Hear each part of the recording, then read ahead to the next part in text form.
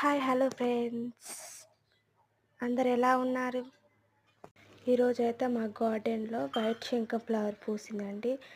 Plant అంతే ఎంత చిన్నగా ఉందో చూడండి మీరే, చాలా చిన్నది. నాకు తెలిసి ఇది మినీ శంఖం అనుకుంటా అండి, చాలా చిన్నది. ఫస్ట్ టైం వన్ ఫ్లవరే పూసింది చూడండి, చిన్నది.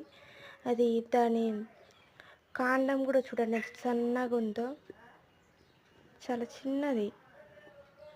నాకు చాలా హ్యాపీగా ఉంది ఫ్రెండ్స్.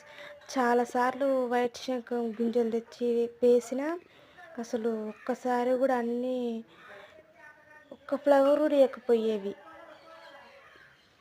సార్ చాలా హ్యాపీగా ఉంది.